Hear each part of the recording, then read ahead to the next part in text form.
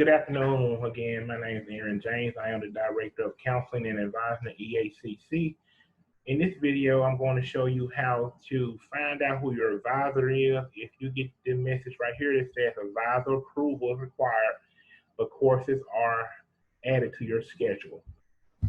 So for my EACC, the quickest way to do this that I have found is go back to the student screen, and you're going to see right here at the top in my course schedule. Click on view details.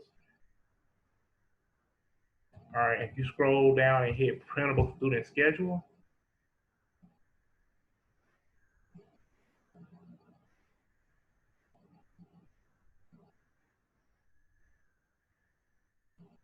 you will see right here where it says who the student is. You will find out where your advisor is.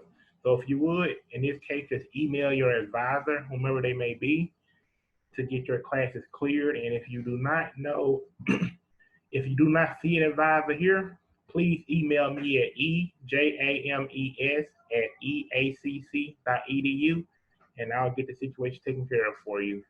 Have a great day, and once again, this is how you find your advisor inside my EACC portal.